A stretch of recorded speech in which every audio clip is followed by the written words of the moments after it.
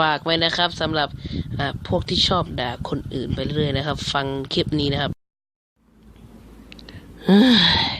กูทุกทีอะไรก็เกิดเอาเพื่อนเป็นเฮียอะไรล่ะเวลาคนทำอะไรแย่ๆก็ชอบกูไปเปรียบเทียบทุกทีช่างมันเถอะเพื่อนกูก็โดนบ่อยๆเวลาคนด่าใครโง่ก็มาโทษว่ากูคนแม่งควายเนอะ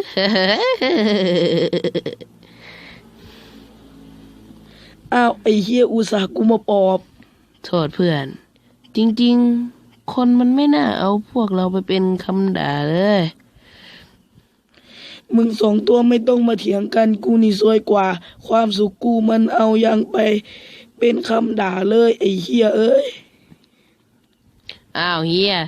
ด่าคนยกมาลงผมโทษทีพี่ปากหมาไปนิด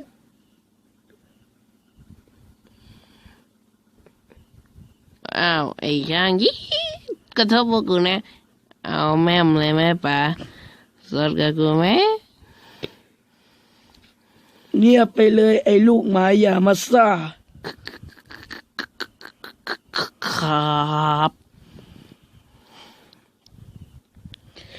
นี่ก็เดินเปรียบเทียบแต่ที่เหนือไม่เล่นเลยอ้าวพวกมัน